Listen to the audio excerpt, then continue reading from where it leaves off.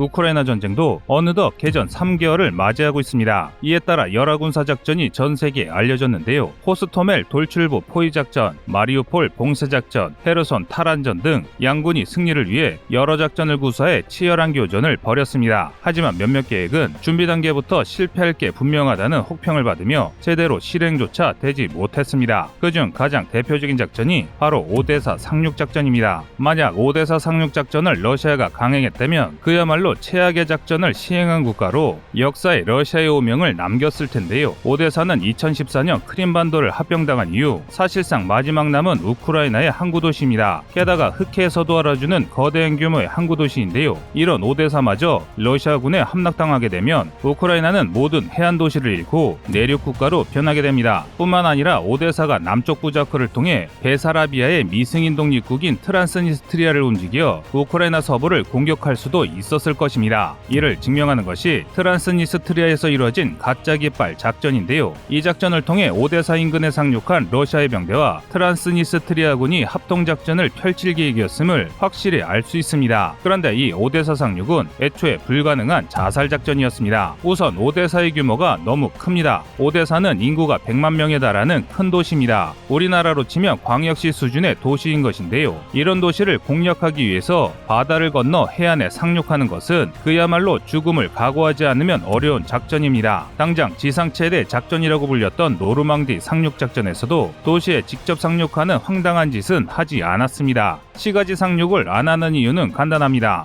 상륙하자마자 시가지에서 대기하고 있던 수비군에게 전멸할 것이 뻔하기 때문입니다. 그래서 노르망디 상륙작전은 해안으로 우회를 선택한 뒤 15만 6천 명이나 되는 병력을 단 하루 만에 상륙시켰습니다. 그럼에도 피해가 막심했는데요. 상륙 첫날에만 1만 명이 죽거나 다쳤습니다. 그런데 오데사는 이런 우회조차 불가능합니다. 해안을 따라 도시가 형성되어 있어 상륙한 지 얼마 지나지 않아 치열한 시가전을 치러야 합니다. 게다가 러시아 해군 보병대 전체 숫자는 약 9천여 명에 불과합니다. 아무리 많이 쳐서 1만 명으로 잡더라도 오데사 인구의 100분의 1이며 이는 우크라이나 현재 정규 방어 병력과 그 숫자가 엇비슷하거나 살짝 모자란 수치입니다. 심지어 이조차도 전체 해병을 기준으로 한 것인데요. 하지만 현재 러시아가 첫 상륙작전에 동원할 수 있는 병력은 불과 1000명을 넘기 어렵습니다. 그러니까 애당초 러시아의 이 작전은 상륙부터 가망이 거의 없는 것이죠. 만약 성공했다고 하더라도 문제입니다. 러시아군의 이순신 장군이나 제갈량급의 지략에 있는 인물이 있어서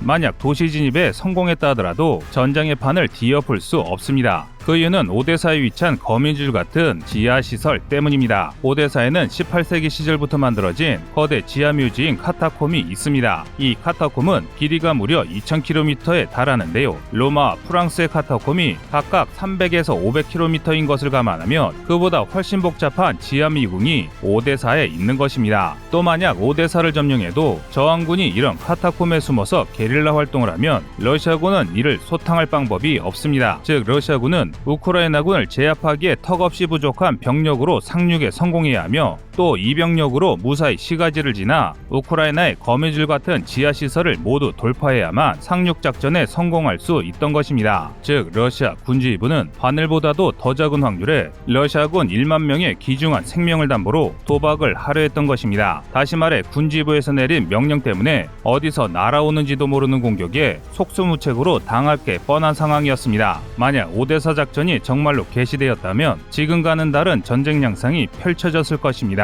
이상 꺼리투브였습니다.